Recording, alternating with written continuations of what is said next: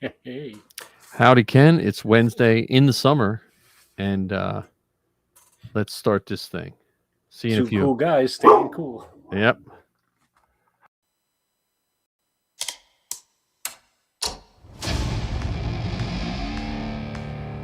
I've been running scams on the street since I was 10.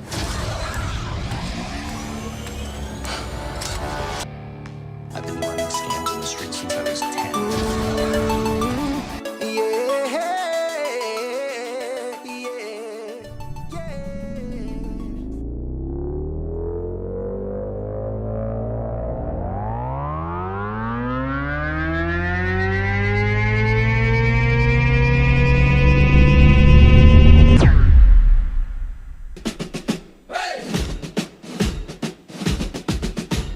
Hey, Mike, what do you see?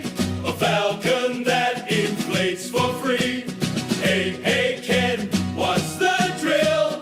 Blue milk sipping gives me a thrill. The inflatable Falcon takes the flight. George Lucas dreams in the starry night. Costume shop, we're dressed to play. Let's blast off into the fray.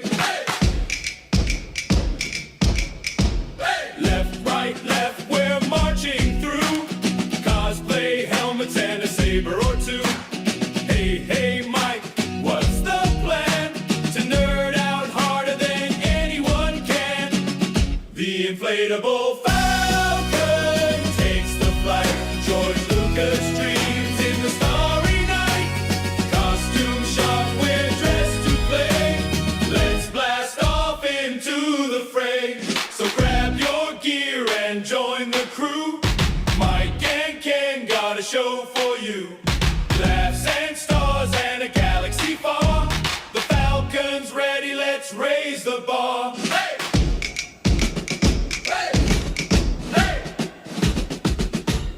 Hey, Mike, what do you see?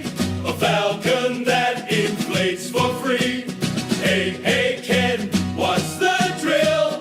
Blue milk sipping gives me a thrill. The inflatable Falcon takes the flight. George Lucas dreams in the starry night. Costume shop, we're dressed to play. Let's blast off into the fray. Left, right, left, we're marching through. Cosplay helmets and a saber or two. Hey, Mike, what's the plan? To nerd out harder than anyone can. The inflatable Falcon takes the flight. George Lucas dreams in the starry night. Costume shop, we're dressed to play. Let's blast off into the fray. So grab your gear and join the crew. Mike and Ken got a show for you. Laughs and stars and a galaxy.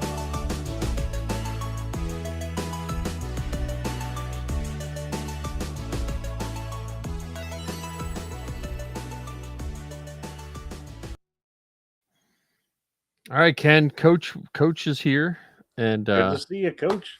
I don't know if there's anyone else, but um, Ken, how's your week been? My week has been good, and I got to give a little bit of a warning. For whatever reason, the pup's on high alert tonight, so I apologize ahead of time if she gets a little feisty while we're recording. It could be the post fireworks, whatever. It could be something. She's like I said, she's on high alert. Any little noise that scurries past the house or whatever, she's been in the window barking at it tonight. So Yeah. Well, before we start, Ken, where can people find you? you can find me bouncing around the galaxy, sometimes sitting around the Dejeric table with the guys from Bantha Milk Podcast, bounty hunting across the galaxy with Todd, our buddy from Table Ready Painting, and every so often, when the moon is high or the moon is blue, you might hear an episode or see an episode of the Rambling Star Wars Fan, and then you can find me in the Rambling Star Wars Fan and Instagram and all that kind of fun stuff.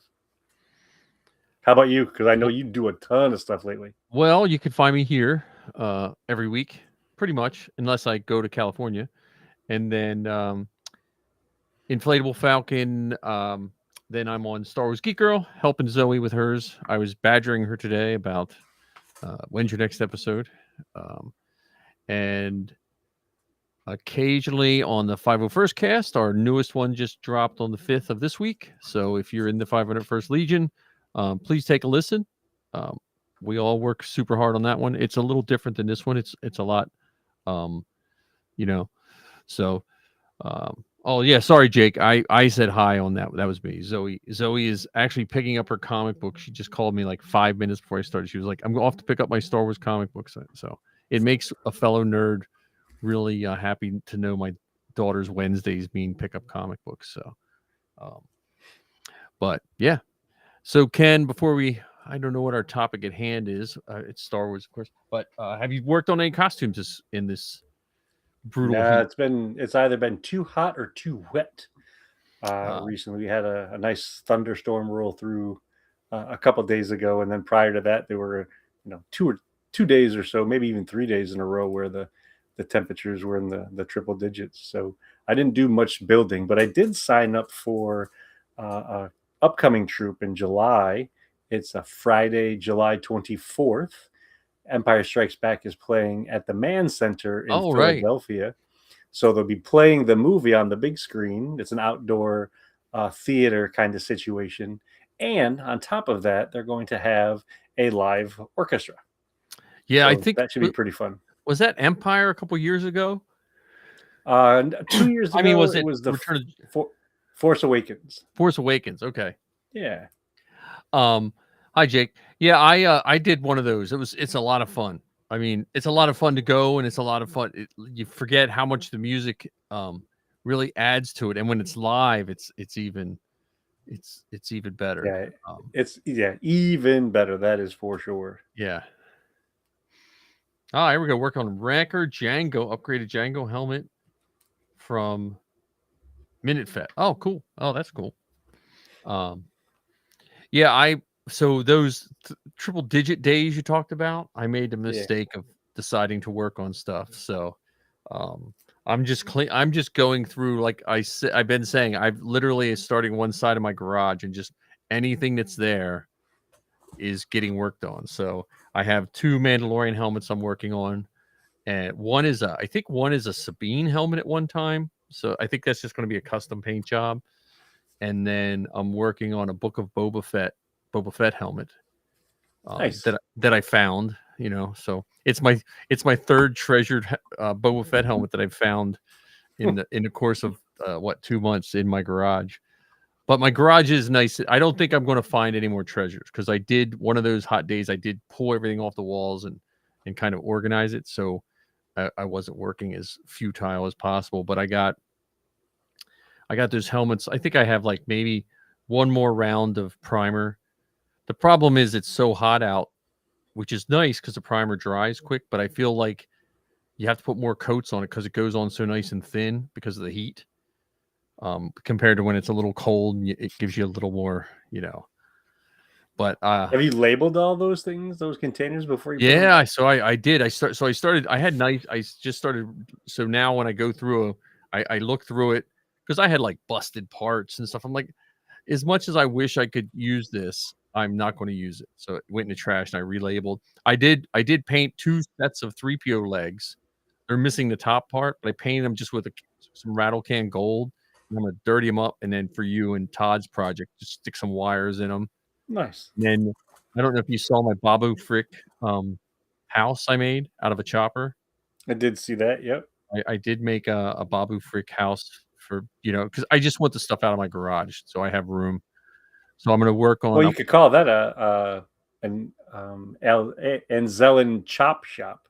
Yeah, there we go. See, so the name, I took a 3PO leg disc that I found and wrote with Sharpie on it in Arabic. It says "Hey repairs," and then hung it outside the back of the chopper. That's awesome.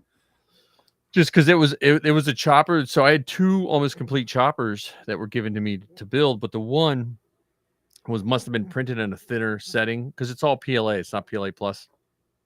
And just from sitting, some of the pieces were warped, and so I had to make an audible, like, do I just reprint pieces, or do I just do with what I have and move on. And doing it what I have is what kind of I decided just, so I'm going to spend, if I'm hoping to get Chopper's legs on by the end of the week, but I don't know if that'll happen just because I'm now at the intricates, like I'm like wet sanding the legs before I bolt them on and, doing all that. And I'd like to get his legs on by the end of the week, and then I'll move to then I'm going to move to my next week is Dejeric seeding week. Is to finish my Dejeric seeding. That's on the docket for next week. So nice. But yeah, I have, and then I have other things that I have to get done too. Like there's many other things coming through. I have we have stuff coming up. We have the Franklin Institute announcement. So I'm sure we'll all be trooping that in one way, shape, or form. Yeah, I hope they do something opening weekend for that. And or how fun would this be if they figured out a way of, because it's the Star Wars experience, if they figure out a way, even if it's once a month, to have folks there on purpose. Well, so on the 501st cast, we interview the Trooper of the Month, and the Trooper of the Month was from Japan, and he's renowned for speaking with these venues and getting it to do all these things. I don't want to spoil the interview, but he does a really good interview about all that, and it made me think just what you said. It's where the groups, the 501st Rebel I'm trying to think, 501st Rebel Legion, Mando Mercs, Droid Builders, and Saber Guild probably is the groups. They need to learn how to talk to the venues and see what they want. Because I think with the Franklin, what's nice about the Franklin Institute troop, you don't have to bring anything but yourself. No one has to bring backgrounds. No one has to bring tables. Because when we trooped it, you just troop it. And what's really nice is you can have 3 Darth Vaders, because you can have one on the steps, one on floor 1, one on floor 2, because we've trooped it twice. We trooped it in, I was looking up the photos, 2008. I didn't troop it. It was I was really new to the group, and it was back before we had bulletin boards. We had Yahoo Cities, for anyone that's really old that remembers Yahoo Cities. But I took the girls. We just went there and didn't even, we were driving through Philly and we saw it, so we went in. But there were lots of troopers there, and then there was a Lego exhibit, art exhibit. You ever see that one where like Nathan Naswea or something like that? Right, and we trooped that one as well. And so Safi and I and Zoe all trooped that one. That was in, is that 2014, something like that, maybe. He's been there twice, I think. Yeah, the one, I don't know, one of them we trooped. And so yeah, I agree with you. I hope that they come up with a way, they don't overcomplicate it, and they make it a way that we can have people there.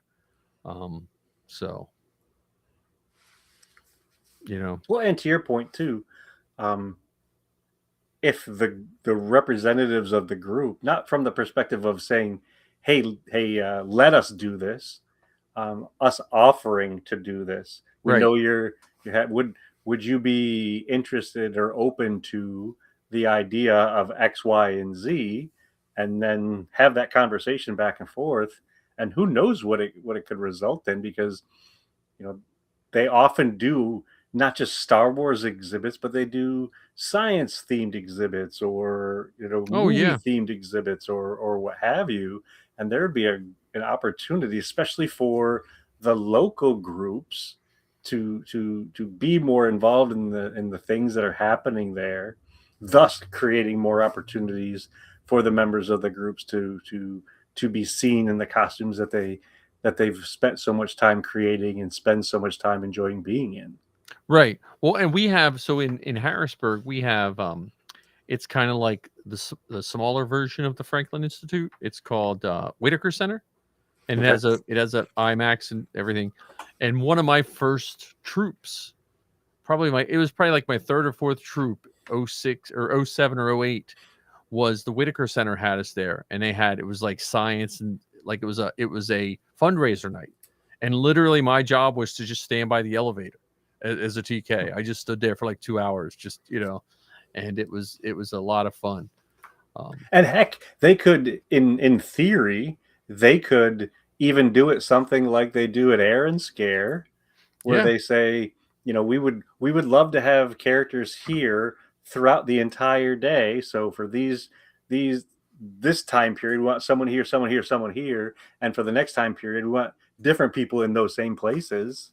Yeah. There's a lot of possibilities. I'm hoping that the powers that be in our garrison are already thinking that. I'm assuming since I thought of it, they probably thought of it too.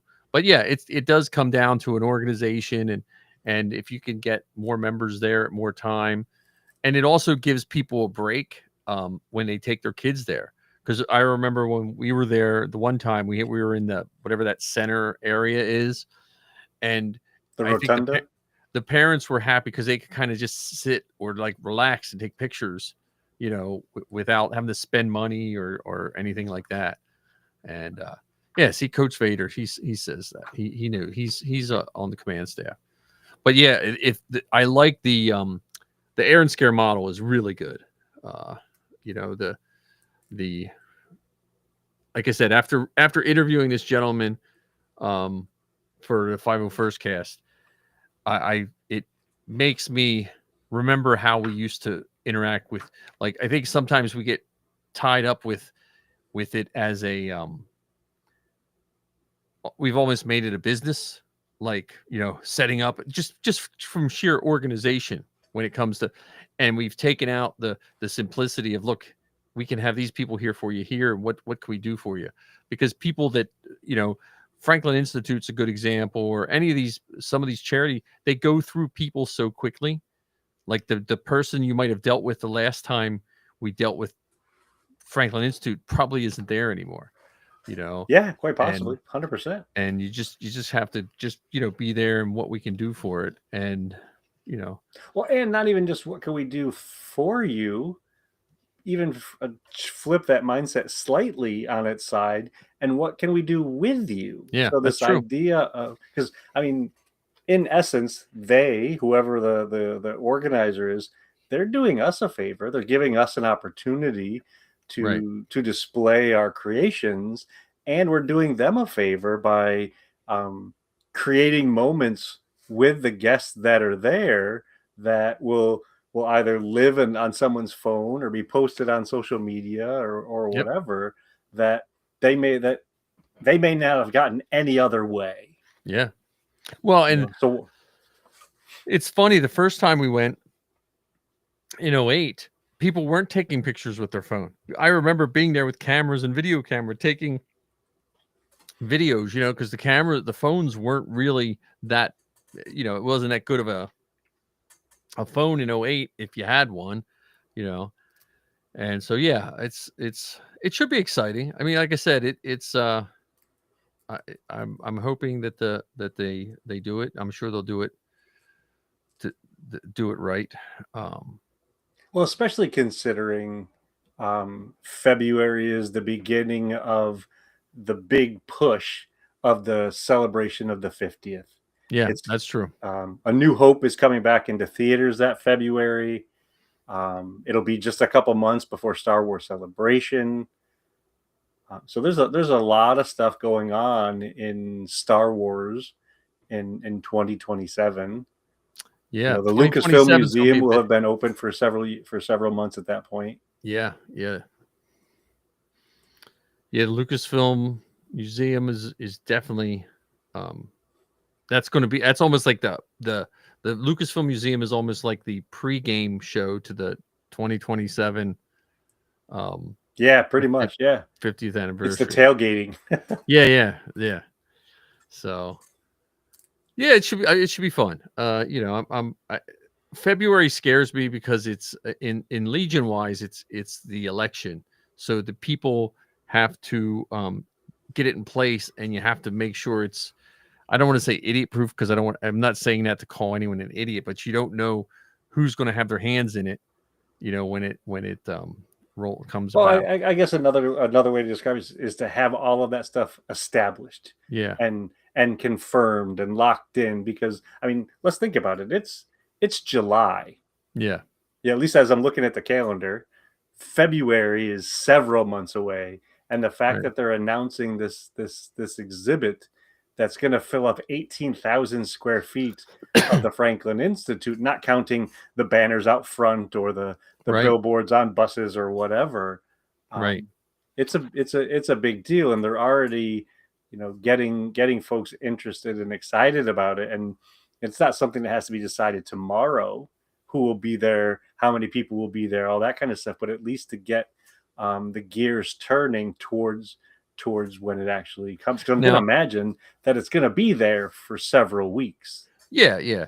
Well, and from what I'm reading about it, it looks like it's a combo of a newer version of when they did the Franklin before. Like it has some interactive stuff. Like the one before had those tiles that were connected to augmented reality, and so you could set them down and you would build Star Wars things. You couldn't see it, but if you looked up at the screen, you could see yourself building them on the table. So augmented reality in 2008 version. So I'm sure they'll have something like that. It looks like they're going to have a lot of those set pieces like they had at Celebration Anaheim. So because I'm just thinking like when they did like Harry Potter and all the Marvel stuff, how they had it set up. So it should be super exciting. In addition to that, they're going to have some of the newer stuff. I think one of the little bullets I read is they're going to have props and pieces from Andor. Yeah, yeah. And I know right now we're talking about something in 2027. Just around the corner from us now is San Diego Comic-Con, and Star Wars for the first time in at least 1 year, maybe 2 years, is actually going to have a pavilion at San Diego Comic-Con, and they've said that there's going to be stuff at San Diego Comic-Con that's related to this display that's going to be at the Franklin Institute. Yeah. Yeah, it should be. And then you have LA Comic-Con coming up. So yeah, it should be. Yeah, Coach says all the things there, and I'm thinking episode or season. Let me see, 50th anniversary. So and Ahsoka, yeah, I'm thinking of Ahsoka, and I'm like, crap. I'm like falling. All the stuff I was telling you I'm building, and I'm falling behind on Zoe Sabine build. So it's just more deadlines for me. Yeah, well, and so I hope all the fans remember why we do it. That's my old man advice is in all of our costuming groups too. When we do all this, it's going to be stressful. All these things. Well, it can be. That is for sure. Especially if you get wrapped up and overwhelmed by the activity of it, the chore of it. I got to put my costume in my bag. I got to pack up the car. I got to block off my calendar, looking at it from the perspective of all these tasks I have to complete. And oftentimes the tasks part of it aren't always viewed as the funnest parts of it. Right. But looking at it as it's the 50th anniversary, and we get to I apologize for the word I'm about to use. We get to celebrate that with other fans, whether it's people who've been interested in this for 50 years or the people who've been interested in 50 years who are now introducing other people to it and sharing in that excitement, sharing in that curiosity, sharing in that creativity. Oh yeah, there we go. Yeah, Coach brings up a good point too. The FOMO of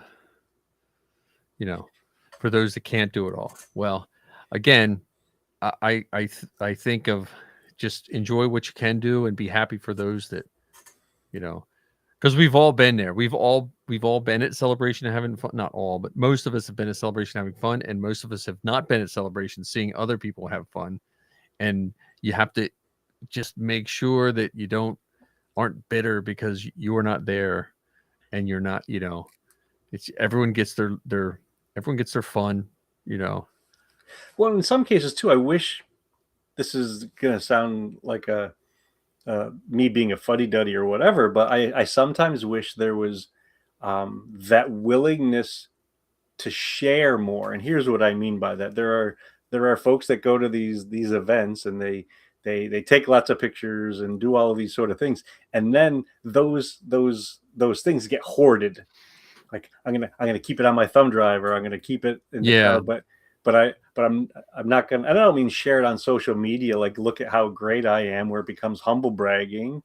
But it's like, hey, like here, I want you to see these 4 pictures that I took in that one display case, because I know you're a big fan of the Stormtrooper, and so I took some pictures under the arm there, so you could see how the strapping was. Yeah.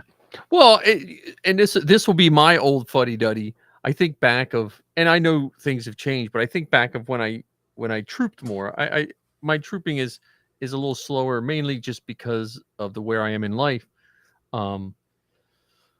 But we need people we need handlers to take more pictures too, and like you said, post them up. I mean, that's like we would go to a small event, and my wife would be one of the handlers, and she'd take like 150 pictures. You know, she just like take pictures of everybody and anything, not just us, and then she'd give them to me, and I'd post them up. And it's I in the day and age we have now, where everyone has a camera literally strapped to their hand, I am surprised how little we see compared to, because everyone gets, like when I'm in my TK, I can't take pictures. I mean, I've tried different ways to think about it, but then it takes me out of character. Yeah. So, in fact, hold on one second. I'm going to do Yeah. something. So this, I don't have it there. I thought I had saved a profile icon or whatever. I have a picture of me in my Kennex kit that was taken 2 years ago, maybe, at the Man Center, by one of the 501st Sons. mhm. So Rick Fanny, his son was at the event, and he just snapped a candid shot of me there and sent it to me. It's not a picture I would have taken of myself. It's not a picture I could have taken of myself. He just randomly snapped it and sent it to me, and I think it's one of the coolest pictures that I have of me in costume. And so it's those kind of things where it's, hey, I'm going to take a picture of you in your kit and gift it to you because you look great in it, or this is a funny angle, or what you don't realize is there's a kid right behind you or a guy right behind you wearing a t-shirt that has a character that looks similar to the costume that you're in. It's just a funny happenstance. Yeah, There you yeah. go. But not from the perspective of, I took all these pictures and now they're mine. I'm gonna hoard over them like Smaug and his gold. Yeah. Yeah, coach says it is hard getting squires. I mean, and then they, I mean, like I said, times have changed in the sense that they came up with this giant, and I understand why, big giant rules list. And I think that was, if you look at the date that was posted, I guarantee you had less squires after that. I mean, it's just, the nature of the beast. Yeah, so I'm going to continue following your suggestions for 2026 and into 2027, and that is to do my darndest to have that kind of fun and offer up those gifts to others that I hope that they offer up, in return. Oh, yeah. Even if they don't do it, knowing that we did it because we desire to do it. Yeah, yeah. Well, I mean, like I said, it's tough, but it's still. I can't wait. It's going to be a lot of fun. I'm looking forward to the troops. I'm actually looking forward to, like, I was looking on Delaware and Maryland's boards too, and Karita's boards, but I'm looking forward to hopefully the 50th anniversary brings back, nothing against cons, but different troops. Like after so many cons, you can only do so many cons, and then you're just like, because I like con troops, but cons kind of like preaching to the choir, like you're showing people that kind of live in that world kind of thing, where when you, like, I see these beautiful display pieces that the 501st builds and Rebel Legion build, and I often wonder, like, imagine what's the race they do for cancer. The Susan G. Komen one? No, I don't know, not the race, but where they just walk in circles like for a long. I forget what it's called. Well, there's bunches of those. There's the heart. Well, not the heart walk, but there are several of those. I often wonder, 1 like, mile wouldn't that walk be or 5K. cool to set one of those up at one of those things, and just have it manned, and or you go to a little library event in some little town that those kids will probably never get out of that town, and you set up that beautiful display. I've talked. Well, especially like I think October is Star Wars Reads Month. Yeah, It's where they encourage folks to read things specifically related to Star Wars. But I mean, like you said, have a couple pieces of that wall set up there, and or even the little cantina set up, and instead of having the beverage things on the counter, we've got a stack of books and or whatever. Yeah, not Thon. I don't think you could set anything up at Thon. I forget what the rate. We have one here in Quarryville where the people walk, but I just can't wait till trooping gets back. I mean, cons are easy, and I think when COVID hit, when that was the first thing to come back. Cons were the first thing to come back that let us troop. But I do miss, like, we did in Lancaster one time. We did it was a rehabilitation center for adults with learning disabilities. It helped them, teach them how to live in their own apartment and all that kind of stuff. And it was almost like a little mini street fair. We trooped with that, and they were just the most appreciative people. Like just so nice. And then we did, we've done little libraries, like the one library, they didn't even have a place for us to change. The library was so small, and we're like, that's fine. Movie troops are fun. But it's, I like going where the people wouldn't normally see us. Cause if you go to a con, you're most, that, which is cool. I'm not knocking con going, but I like to go where people don't expect us. That's the fun troop. And I know Karita doesn't do weddings really, but I've done some really cool weddings, Ken, right? With that. We have that wedding. That wedding we did was, and then we did we did a 501st wedding in Maryland, and the groom was wearing Jedi robes, and the bridesmaids were wearing Rey inspired clothing. Oh, cool! And that was a really cool troop as well. There was recently an event in Pennsylvania with some of the folks from the Pennsylvania group, the Mavaiola clan, that went and supported one of the members who asked for some folks there. Yeah, so I mean, that's I'm hoping that just like when the Clone Wars came out, it kind of brought in a whole new level. I'm hoping the 50th brings both new and old fans, reminding them, 501st is here, Rebel Legion is here. I mean, we still need a pirate group. Like, I'm looking at the official groups we have. I don't want to say official, because I know, again, if you start a group with 2 people, you're an official group. So I'm not. You can be. You can be labeled as such. That's for sure. Yeah. If here's my, this is just my sarcastic. If a group lists that they're officially recognized by Lucasfilm, they're probably not the 501st. You know what I mean? If that's their first thing on their website. What I would love to see, so let's use what I'm about to say as the beginning of some more of our conversation. So it's July. Christmas is around the corner. Let's have a Christmas in July kind of conversation of things that we would wish for. We've got the Rebel Legion, 501st, Mando Mercs, droid builders, and you were just talking about a pirates group. What if there was a group that helped build the creatures, the puppets? Like a puppeteer. Well, they've had that discussion puppeteers in the droid builders before, because there's some guys who do Grievous, and technically Grievous is not a costume because you don't wear it, but he's not a droid. So it's a puppet. You stand in the cape and puppeteer him, the Grievous. So, well, that could be. You could have a ILM fan group, Industrial Light and Magic fanboys or fangirls. Yeah, that would definitely be pretty cool. Because think about the number of creatures that have been created throughout the years, whether we're talking about, and I don't mean that we have to get an actual life-size elephant in a big fursuit, Right. but they have made life-size set pieces that are either a blurg or a bantha or a rancor, or even the smaller ones. You could do Kowakian monkey lizards and porgs and the foxes, the crystal foxes from Rise of Skywalker.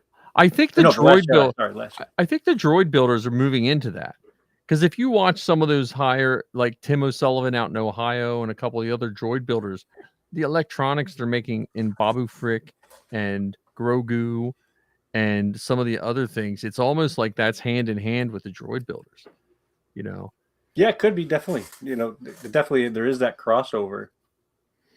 So yeah, and I think what would separate droid builders from the puppeteering thing that I'm talking about is you're making something that's organic versus mechanic. I mean, yes, we know on the inside there's mechanic pieces. Right. Even the original Babu Frick, it was a rod and stick puppet. Right.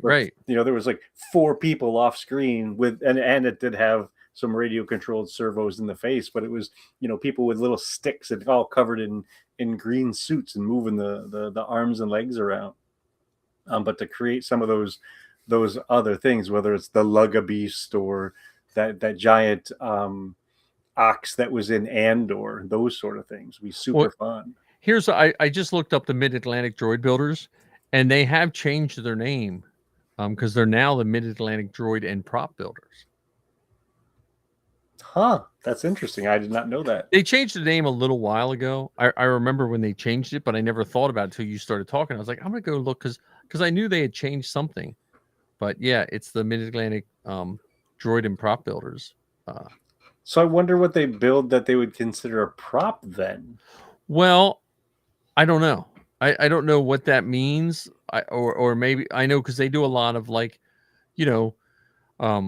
static stuff. So maybe they wanted to differentiate between like someone with a pit droid, say. And yeah, but even the pit droid, there's people that have built pit droids that are attached to little pedal cars that are connected to radio control. So the pit droid is animated. Yeah. And then there's pit droids like you and I have, where it's physically a pit droid, but there's no gears and no battery or no movement built into it. Yeah, I don't know, but I remember them adding that prop builder, so I wonder what that's all about. So what else would you wish for then if you had to put it on your Christmas list for 2027? Well, 2027. I wish to figure out a way that I could ship something to California to wear it for celebration. I think that's my biggest dilemma, is what costume I'm going to wear to celebration. I think you need to modify that wish, because what you're wishing for actually exists. I think what you need to wish for is the willingness to do it. That's true. Well, there's two parts to that. The one is the money, which I can deal with that part. That's not that I'm like Daddy Warbucks, but I can deal with that part. The other thing is, if certain pieces are damaged in shipping, they can't be you know what I mean? Like certain things you can't really replace easily without replacing a whole suit of armor. Does that make sense? It does, but once again, the ability to ship. I mean, the ability to ship things across the country, let alone across the world, exists. Yeah, so because I was thinking you just have to be willing to risk the wish. Because my dream would be to wear my TK, and be able to take Safi's 000. Would be my 000. I don't see how that can ship. Well, and then there's the other part of it, because I know that this happened. I don't know if it was for Chicago or maybe it was for Anaheim, that there were folks that set up a convoy Oh yeah. They knew that they were going to drive, so I think, if my memory serves me correctly, and it usually doesn't because I'm old, that I thought someone had like rented a trailer and then offered up spaces rented out spaces to people to put their stuff in the trailer. Oh yeah, yeah. That's how the girls' costumes got down to Orlando the first time we went. Was so yeah. I mean, there's all kinds of possibilities. My other possibility is what costume, because the other thing is I figure you and I have to figure out what costumes we're wearing as our podcast, or if we are, and then I have the 501st cast. I have to decide what we're going to do too. So, yeah, there's a. I mean, well, I'm gonna modify your wish question. Okay. Yeah. So we have Franklin Institute is in February. Okay, so it's plenty of time. Now, you get to troop it, but you have to troop in a costume that was in New Hope. What costume do you start building tomorrow? Do I start building tomorrow from A New Hope? This might be surprising, but I think I would pick an X-Wing pilot. Really? Yeah, I think I would. I don't know exactly why that's the one that came to my mind right now in this moment, but it seems like it would be. One, it's recognizable. Two, it looks mildly comfortable. It's a coveralls or whatever with the weird life preserver and the flak vest, the flak vest on the front with the breathing apparatus and all that kind of stuff. And you don't have to wear the helmet if you don't want to. I can just make it look like I'm running through the hangar to get to my ship. And if done right, I could pick a whole number of pilots to personalize my costume. So I could pick, one of the legendary ones, one of the members of Red Squadron, or possibly personalize it, and so it still look like A New Hope, but there'd be a slight twist to it. You could be the guy who was Red 5 before Luke. Yeah, it could be. How about you? What would you pick from A New Hope? Well, my Sand Trooper. So this makes me want to figure out how to get my Sand Trooper approved before February. That's an easy goal, really, because I literally just have to take pictures and submit it. But I haven't submitted a costume in 19 years. So, but yeah, I would say a Sand Trooper would definitely be my. I can't do my Vader. My Vader's Empire. So that's got me thinking, based on something that you had, mentioned about Celebration and us being at Celebration and hosting a panel there. This could be an opportunity, as selfish as this sounds, for us to reach out to the Franklin Institute to see if we would be able to record an episode of our podcast there. Yeah. And it doesn't have to be in the space, like in the display space where they're doing the exhibit, but just to do it somewhere in the Franklin Institute, because they have little classrooms and other nooks and crannies there. And it could be one of those. It could be one of those collaborative podcasts where it could be you, me, Todd. It could be Kerwin and Keith. Who knows? The guys from Bantha Milk Podcast. Many of them, with the exception of one that I'm aware of, live in New Jersey, which is just over the river. Zoe's flying in opening weekend to be at the Franklin. So so we've got at least six shows represented, and plus you've got the guys from the Northeast Remnant that also live across the river in New Jersey. Yeah. So it could be all the hosts from 501st Cast would fit, except for Mikey. He's down south, but the rest of us are in Philly range. And considering that it's in February, we have time. Who's to know? Mikey says he does a lot of events where he has to travel for work or whatever. what if the stars align that put him in Pennsylvania during one of those times where the exhibit's happening here? Yeah, February is a weird time too, though, because we get that's my only fear with Zoe flying home was like, the weather, because she has like a 9 to 5 job now, so she has to be back Monday. I was like, yeah, no, there's a lot. I mean, 2027 is going to be a good kind of tiring. It's going to be what 2015 was. When Could when the when because I think I mean, I guess there's not that many, it's going to get a lot of the old fans hopefully back that, I don't want to say fans, but the people that saw it in 77 and, occasionally you run into some of those people. Oh yeah, I remember when, like the one lady at work, she's like, yeah, I remember watching them when they first came out. I was like, okay. Yeah, definitely possible. That's for sure. So yeah, and it would be interesting. And I haven't seen the whole list, so I wonder if there's going to be anything in the exhibit that's not just movie based, but merchandise based. So are they going to have the tape, the C-3PO tape dispenser, the C-3PO tape dispenser, the Jar Jar Binks lollipop holder? Yeah. Some of the Topps trading cards from the late 70s. I had all those blue ones. I taped them to my wall. And when I later redid that house, you could see the oil spots from I used like a tacky stuff, that fun tack that goes on the back. Yeah, I don't know what, I don't think poster it was tack. Yeah, I don't know what it was, but it wrecked the paint and wrecked the cards, whatever it was. Yeah, but probably wasn't that same kind of museum grade sticky stuff. Because I have some of that. It's called it's actually called museum wax. Oh, nice. Yeah, and it's meant to do it so that it says secure art, glass, statues, china, and more. And more. I want to know what the more is. So, yeah, well, so let's think back.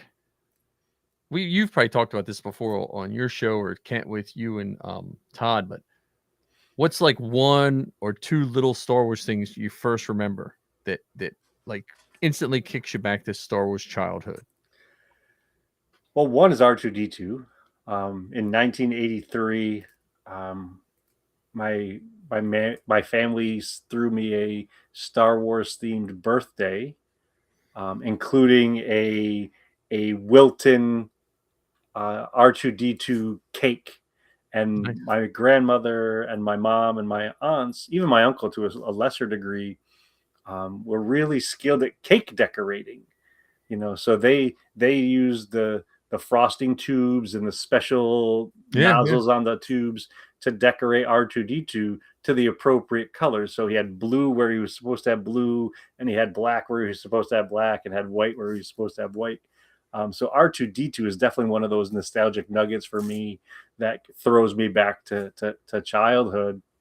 And then any toy, it doesn't matter which 3 3/4 inch action figure you show me. You can show me one. You can show me a Chimere, and it will automatically throw me back to being a kid and telling all of these stories and making little dioramas or displays or whatever in the yard with whatever was there. And Han Solo and Greedo are gonna go find Chewbacca because Chewbacca was captured by this stormtrooper, or building a bridge out of branches that has a little cantilever on one side and lining up the characters on the bridge and smacking the branch and watching them explode. So all of those things. So the toys and R2-D2 specifically related to that 1983 birthday. How about for you? Well, you've got a few years on me. Yeah. Mine was like Burger Chef had like a cardboard before the Happy Meal. They had this cardboard thing you folded out. It was all Star Wars. I don't even remember what it looks like, but I remember that when I was a kid, like the Burger Chef cardboard Star Wars meal. And then I think it was Turkey Hills around here had slushy cups that had, and I think I want to say it had something with Tatooine on it. I don't know if it had a stormtrooper and a dewback or it had Jawas. I remember having one of those cups, and it was like it was like a thin, almost brittle plastic that I kept that thing probably up to like 10 or 15 years ago until it just finally just like disintegrated. Crumbled. Yeah. But I don't know why those, because I think I had those before I had the toys, you know. And I had the oversized, there was an oversized comic book, I think, that was like the New Hope or something. Yeah, 2 issues, I think it was. Yeah. 2 or 3 issues of that the giant size comic books. Yeah. That was the comic adaptation of the movie. Yeah, but that's, you know, that's what I'm hoping we have all that stuff for this coming out of 2027, you know. And like Coach said, we have Starfighter coming out too. And if it's anything like Book of Boba Fett and all that. Ah, yeah. So there. Oh, Todd. I have the Vader mold. I have the Vader one. I think they re-released the Vader one. Yeah, I think they did. Because a friend of mine recently said he was cleaning out parts of his mom's house, and he found those cake pans. I'm like, oh, you still have them? He's like, no. I'm like, so why'd you tell me? What? Yeah. Hey, thanks for getting my hopes up. Yeah. Oh yeah, I had these things that I know you wanted. I gave them to someone else. Yeah, my grandma was a cake decorator by that's what she did as a job. She would like do wedding cakes and stuff like that. So I think I got a Star Wars cake, but it was like a diorama with the action figures on it at one point. Oh, fun. You know. Yeah, I can remember being in the living room the living room and the kitchen at my grandparents' house, and they had these little plastic figurines of groomsmen and bridesmaids. Yeah. And this might make Todd laugh. I hope it does. I can remember sitting in the kitchen in the living room with my grandmother, painting those figurines to coordinate with the colors of the wedding party, because my grandmother would do wedding cakes and stuff for people, and she would do like these incredible cakes that had multi-tiers and plastic stairs and fountains and all this kind of stuff. So that was probably my introduction to miniature painting, was painting those little wedding figurines for different weddings. Well, my grandmother used to have the catalogs that you could buy all the cake toppers, and there was a Star Wars section for a couple of years, and they were just little crappy, like they'd break if you looked at them too long, Star Wars figures, you know. And I just remember looking at those like, oh, these are cool, you know. I never got any of them, but they're probably worth a pretty penny now. Those Wilton molds, those Wilton cake pans, the original ones from the 70s and 80s, they definitely fetch a pretty penny on eBay and other places like that. If you're lucky to find them less than $50-$60 at this point, unless the person doesn't know what they have. Yeah. And it's a really thin, I think it might be aluminum that's just shaped into whatever the character is. Yeah. Todd, I'm not that old. I was painting Star Wars miniatures in, I would have been 7th grade. So 79 or 80, something like that. When they were just like lead and, you know. Oh, that's funny. Oh, yes. You got, what was it? Heritage Miniatures, Dungeon Dwellers. That was my favorite. I've been on a D&D kick. I know this is not a D&D podcast, but I went out. So when I went out to California to visit, Zoe took us. I don't know. Did I tell you last week? She took us to a nerd bar. You mentioned parts of it. Yeah, and it was like all the screens. I didn't know all the stories. All the screens were live streamers playing Fortnite or whatever, you know, all these different, it was like, think of picture a sports bar, but there's not a single sport playing, and on the walls it was just, you know, different D&D things, stuff like that. So I was have you read any of the Dungeon Crawler Carl books yet? No, but that was I'm going to have to, because that was featured right there at the bar. They had, like, I guess, you know, I don't know if the author was in the bar at one point, but okay. Yeah, I was, Zoe was telling me a little bit about that. So And then I was telling Todd and I have been reading those. And I was Sue, telling Sue's been reading them as well. a friend of Zoe's, because you know, they play the newer version of D&D. I play the old version. And I was trying to explain to him, I guess I don't know, I don't understand. I guess they like some of the older books better, you know. And I was explaining to her that there's a company that reprints all those old books because there was like a Really? loophole. There was a loophole in the D&D thing. So, but I'd love to get those and the West End Star Wars books. I've seen them a couple times, but the West. I don't have the physical copies. I have a couple of the West End books. The West End books are, I feel the West End game is a better source material than a game. Because we played it in my store, we played the Star Wars. You know, we were trying so hard to like it over D, and it was just so cumbersome that it was. Zoe actually she did it already. There's conversions where you can just convert Star Wars characters to D&D characters and play under that rule system. Because the West End game system was just, I don't know, it just seemed too cumbersome to me. To me, now this is just my opinion. There's two really good gaming systems out there: Warhammer and D&D, and everything else. And if you go to cards, it's Magic. That's your three systems, and everything else is just trying to be the next one of those, in my opinion. If that makes any sense. Oh goodness, yeah, absolutely. And part of it might be just exposure. Oh yeah, You know, I am 100%. If you're only exposed to the Star Wars stuff, you might think it's the easiest thing ever. But because you've got that history of playing this other thing, and you're so used to it and familiar with how it works, that this other thing's like, this is tough. Well, TSR put out a bunch of games in the 80s, 70s, and 80s. They put out Star Frontiers, which was a sci-fi D&D. They put out a Marvel game. I had the entire Marvel system of game with that, and they just didn't play as well. Even made by the same company. They just couldn't, you know, like certain things. It's hard to have a game where someone can be the Hulk and someone can be Spider-Man.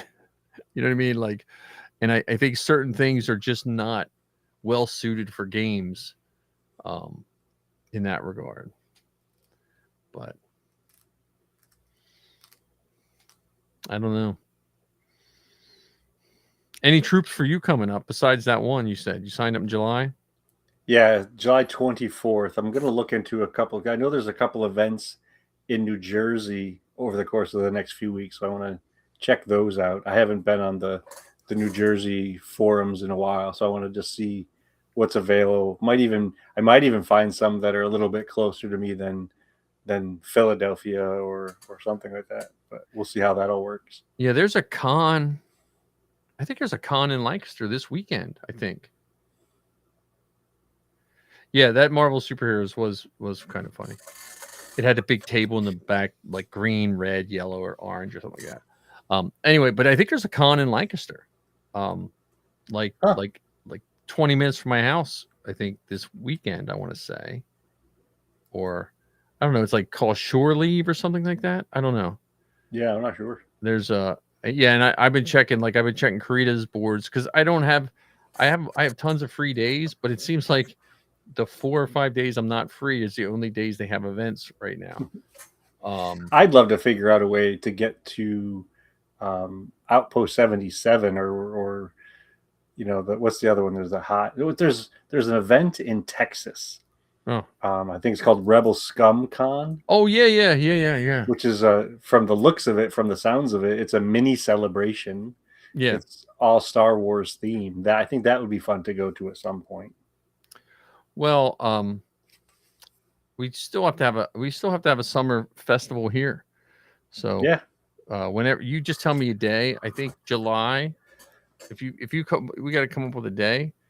We'll get you, Marcus, a couple other people come up, and we can build or hang or do that. Take a trip to Troll Market, and well, I think if you tell us the days you're available, it might work out better that way. July. That's July. I'm telling you right now. So that's what I mean. You guys figure out a day and we'll make it work. Because right now, other than I think a dog's vet appointment on a Tuesday, but weekends wise, I think July is pretty wide open for me. Okay. So Yeah, so I'll spend some time chatting with Todd, and we'll figure we'll pick a day or 6. but yeah, man, we have a lot to look forward to. Did you see Supergirl yet? No. I'd go see it. I saw what was the one? The Steven Spielberg one. Disclosure Day. I saw Disclosure Day. And So I liked it. I have issues with some of Steven Spielberg's stuff, and I don't like how Steven Spielberg ends his movies. Sometimes, like I didn't like, but I like this one. But the ending was, I knew where it was going to end, and I was like, oh, I just need to just give me an after credit scene. Tell me things are going to be better, or you know what I mean? Like I need my Disclosure Day needs like a little more disclosure, But it was good. It left you wanting more. Yeah, no, I mean it's not knocking any of the other movies, but it is neat to see a movie that is like you have to pay attention. Like it's, you know what I mean? Like, yeah, like that was neat. But I would recommend going and seeing Supergirl if you get a chance, especially if you can see it at a theater. That was I still have a couple of free tickets from Mando and Grogu. I was very sad here that it left the theaters as quickly as it did. Yeah. I Gone don't think are those days where a single movie will stay in the theater for months, plural. Now they might stay in the theaters for 2 months, but it won't be the same movie in a theater for the entire summer. Yeah. I mean, that's just the age we live in. I mean, you remember when it used to be, once it went out, it was like a year or so before it even went to VHS or DVD if you were lucky. Yeah. Now it's like, okay, like it'll be out on streaming or whatever within a month. Yeah, and I'm hopeful, going back to the idea of Christmas in July. I wish that they put out a DVD set of The Mandalorian and Grogu with behind the scenes stuff, with a documentary, with bloopers, whatever, like the olden days where you get the movie disc and then you get the extra features disc. Okay, so here we have 5 people watching. So here's a good, easy question. Whenever they release New Hope you said February it's coming back? February's coming back. Okay, you have 2 choices. The original. Now I know the original there's an argue, but before George Lucas added all the extra special effects, or after. But whichever one you see, you can't see the other one ever again. Ever again? In theaters. In theaters. Which one do you go in see? 2027 or ever? Ever. In 20. Which one do you go see?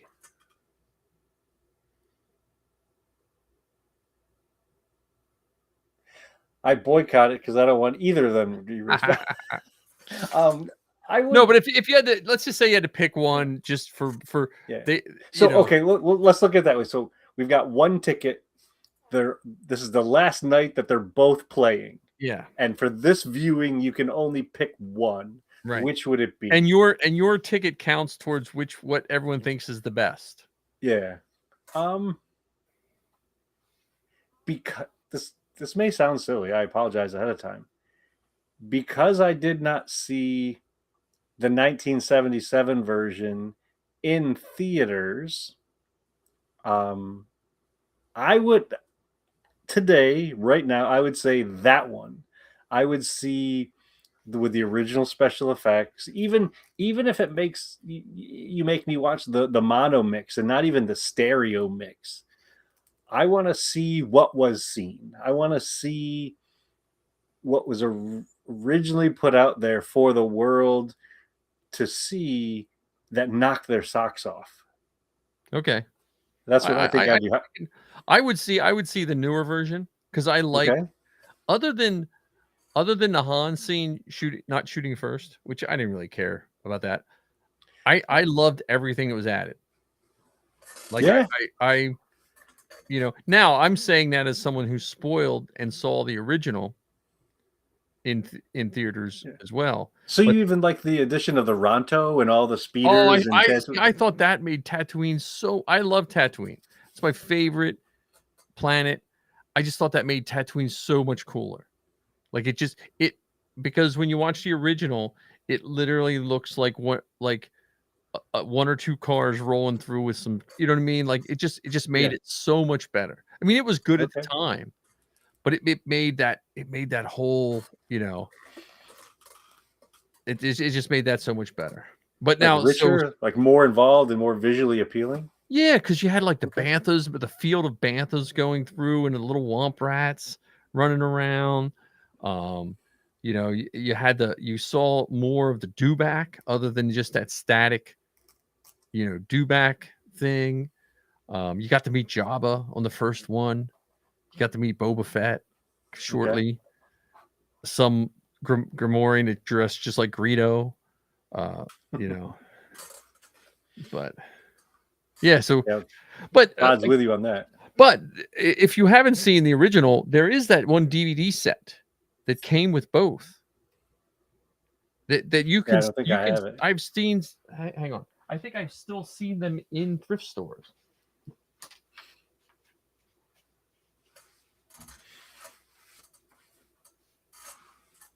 Yeah, I don't know if I've seen that unspecial version, if that makes any sense.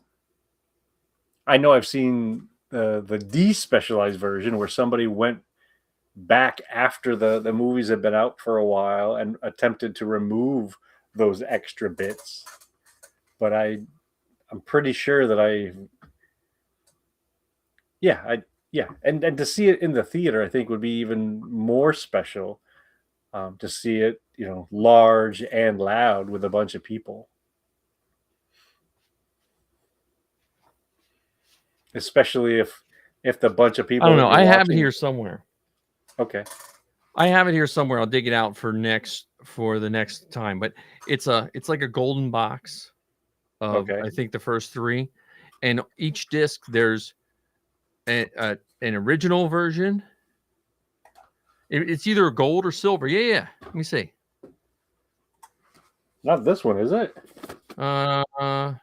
Open that up.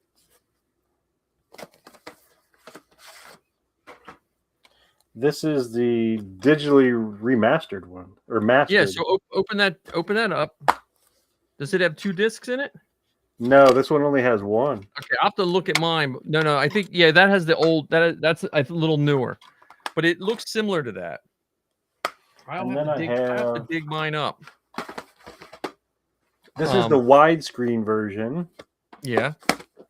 And then, that's the prequel trilogy up there. But I think I know the one I possibly know the one you're talking about.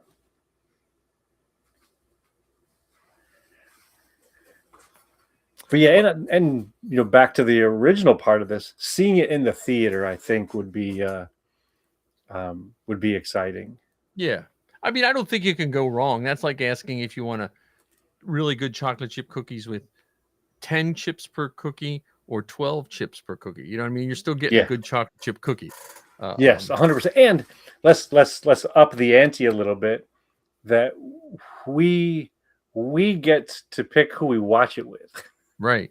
So we get to watch it with the folks that are just as goofily excited about seeing a Gamorrean on the screen as we are. The ones that laugh when they hear Greedo confronting Solo in the cantina. So that letterbox one, the one that came in the big blue box, do you have that one with the hologram on the front? I want to say it came out in 94, 95. Yeah, I don't know. At some point, I had to put all of my various versions of the movies together. The one version that I also did not get that I would like to go back and get is after The Rise of Skywalker came out. They came out with that version from Best Buy, and it had all the different discs in one set. I didn't get that version of the Skywalker saga either. Well, I don't think I have the letterbox version. So I had the letterbox version for a while on VHS. It's before they called it widescreen. It came on VHS tape. It was a box set. and I think I got it in, I want to say 93 or 94 is when it came out at Suncoast Video. And it came, I had to order it. It was like $100, and it was in a box with a book and all that. I think I wound up selling it when I went to all DVDs. I'm like, I'm not going to need VHS anymore. You know, I wasn't thinking of the collectability of a VHS tape. And then I had it on CED. You know what CED is? The Similar small to discs? no. The similar to a laser disc. It's big. Okay. And you would put it into player and hit a button, and then you would pull the case out, and it was a record. It literally looked like a record but it would play video, and it was called a CED. I forget, what format or whatever, but that one, the CEDs they're kind of cool because they're more like art, like the cases are art. Because it couldn't come out of the case unless it was in the machine. Similar, like a Beta Vision. Like if you put a Beta Vision tape in, you couldn't take a Beta Vision out until it was all rewound. The CEDs, they would go in. I think you pulled the case out and it stayed in a machine or so. I forget how it went in, but to get it back out, you had to put the piece back in, and it, not high quality. I mean, high quality for the day, but I think the CED might have came out about the same time as Beta and VHS or something like that. So, so I'm going to stand by my original thing of seeing the original. If this is the only showing you get one, it's the last showing of the night. Pick one. Well, and the difference is, I mean, there's some scene differences, like the Mos Eisley and all of that. But a lot of the stuff that made Star Wars didn't get changed at all. Yeah. Like they didn't have to go in and change a lot of things. Like they just added some scenes, and they like, I think the attack on the Death Star when the X-Wings are coming in, I think that's just really cool because you get some like flare on the, on the screen and stuff like that. But a lot of the, the Falcon being attacked and stuff like that. I know what version you don't have. Hang on. Do I have it here? Are you talking about the 8mm version? The 8mm version. We should have it. We can have that came out in 77. That came out way before the, 77. So did it come out the same year? I thought it came out in 78. No, let me look. I mean, it could have come out in 77 because you're only getting like 8 or 9 minutes of the movie at most. And I don't even know if it had sound to it.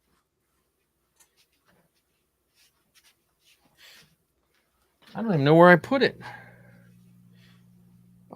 These new Mando helmets have thrown off all my goodies. I had to make new shelf space. But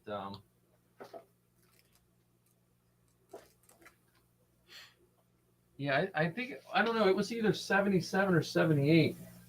Yeah, I think it was really shortly after it was premiered because they also, George, put together some educational versions of those movies, and they were used in schools for part of curriculum and stuff. Oh man, wouldn't that be great? I hope. Here's another wish for 2027. Okay. I hope that George and Melody and the Lucas kids are on stage at the opening of Celebration. Yeah. Oh, definitely. And I hope they do kind of sort of what they did in 2017, and they surprise us with a mini concert with John Williams. Yeah. Well, we might get, what's his name, the guy who does Mando. Because I don't know if John's going to... Yeah, maybe we'll get one from him. Well, I mean, I think there's the possibility for that in the other days, but considering that this is the 50th, we're going to be, just down the road from George and Melody's house, and Skywalker Ranch and all that kind of stuff. I think it would be, even if he's just there for that, he doesn't do the Star Wars stage, he doesn't do any other panels, just the welcoming. of Star Wars Celebration 2027. I'm already getting tired thinking of all the panels I'm going to stay up late to get in line for. Well, you don't have to get in line for them because it's the digital queue now. Don't you have to put in for like a raffle or whatever? Yeah, you do, but you still got that's what they did in London, and we were still standing in line at 4 a.m. because they still have overflow. So like you put in a queue, right? And then you can still line up. So if people don't show up, so if someone put in the queue for like a whole bunch of things and don't show up, you can me and Zoe still got in panels that we weren't queued up for. So You mean that we didn't get them on the digital thing. So we were like, okay, well, we're gonna go line up at 4 a.m. outside of whatever that place was in London. Yeah. So no, it should be a fun year. I mean, I hope, and I don't think you and I ever will complain about Star Wars. No, and I wonder if they're going to have, you had mentioned a pirates group. I think it would also be fun if there was either a swoop bike racer group or even, with this new Galactic Racer game that's coming out. Maybe they've got an entire like a race club team. Race team, absolutely, because there was all the racers from Star Wars Resistance, which I think as a show doesn't get as much love as it deserves. Yeah. There were the swoop bike racers in Book of Boba in Fett. Solo. Oh, Enfys Nest and the Cloud Riders. There was a swoop bike racers in Book of Boba Fett, plus all the stuff that showed up in various games and comics. I mean, we could have an entire costuming club dedicated to the racers. Yeah. Racers, not the racists. Sorry, racers. Racers. Yeah. Yeah. It is incredible to think or to acknowledge that we're on the precipice of the 50th anniversary. Yeah. That's crazy. And while there's rumors that they may be slowing down in the things that they put out there, I'm glad to know that it's not stopping.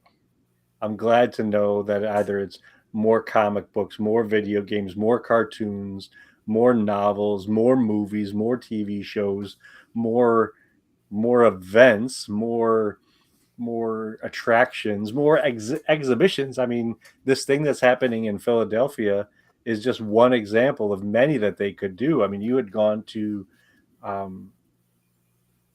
the Mandalorian event that they had at Star Wars Celebration, and that entire exhibit could very easily make its way into a traveling roadshow. Well, and like you said, with slowing down, it's all relative, because think about how much Star Wars we got in the first 10 years of Lucasfilm. Like if you measured it in hours, what did we get? Yeah. How many movies? We got 3 movies, Christmas special, and I think did the Ewok movies fit in that first 10 years? 87? Yes. Yes, because the Ewok movies and the droids and Ewoks cartoons, because they came out in 80, 84, 85, 86, somewhere around that time. Right. So if you fill all those hours up, and then look how many hours they did the next 10 and the next 10, like look how many hours of Star Wars we got just in the last 2 years. Yes. So yes. And to think how much of that Star Wars that we've gotten in the last 2 years that does have its roots and connections and structure to those first 10 years. Yeah. I mean, we in the Mandalorian Grogu, we got to see a gladiator hut. Well, again, I said in the one of our last shows, the oldest character that we knew in that story was Rod of the Hutt, a character that wasn't invented until the animated Clone Wars. Yeah, so it came into existence in probably 2006, 2007, because that Clone Wars movie came out in 2008. Yeah, so 2008, that was the in real time oldest character that we saw in this story, because all the other ones were all new. Zeb, there was I can't think of any character in there that was, I don't think they mentioned it. No, because they and all the pilots that they showed were all the Delphi-based pilots. So they were all the ones that were from the more recent stuff. Anyway, If you wanted to stretch it, you could say a stormtrooper was from 77. But maybe, that's not necessarily that stormtrooper, right. we didn't get to see TK421 again. Right. Still haven't figured out why he's not at his post, but I still want to know what they did with the bodies. Yeah, I think they were tucked into those little hidey holes, and then when they got into space, they just whoop, opened it up. Yeah, okay. Like there's an airlock in there that we don't know about. That would be a good fan film. Those two guys. Yeah, wake up. Because what would be funny is if when Han and Luke did that little excursion with Chewbacca and left, if they all woke up from being knocked out without their uniforms on, and they stumble out of the Falcon and like, what the heck happened? Yeah. And they had to, instead of walking confidently back to their bunks or their rooms, they had to sneak back to the rooms because they didn't want to get discovered. I always pictured them coming out on Yavin, and the tracker didn't really work, and they're the two that told the Empire where they were. That's an interesting little idea. Or did the stormtroopers at the time carry a tracker on them? Yeah.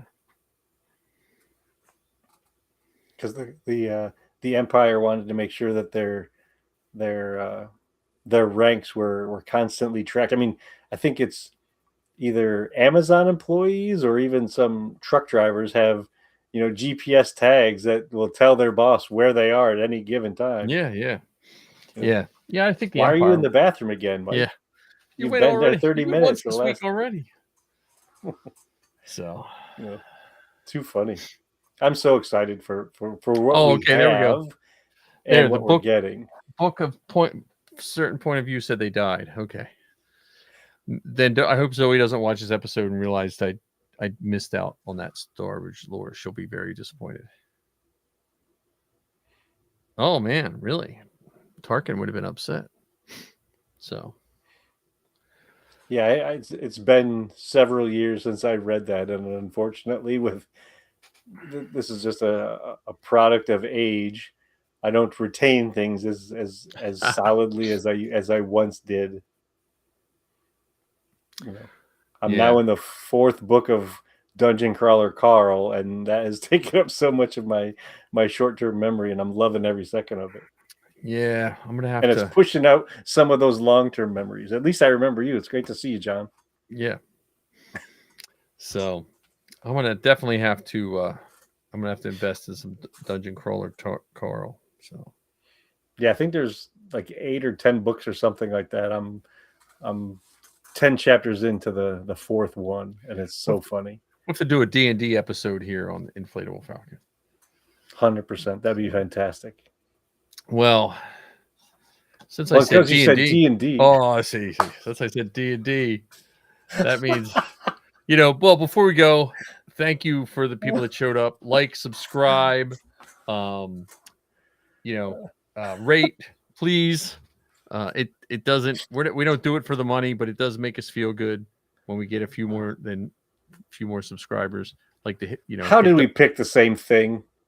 I don't know. We've been doing this for too long, Ken. Oh, Mike, how did we pick the same thing? You triggered listener mail. So yeah. So anyway, also since we triggered listener mail, which we don't have, we will leave it with a commercial from. Let's see. I think I did Zoe's last time. We'll do Stomp Monkey.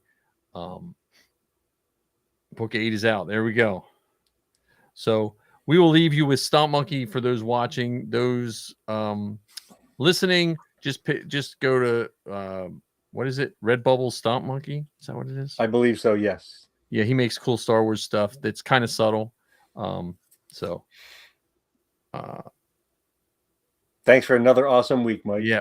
I will talk to you next week, everyone. Thanks again, and goodbye.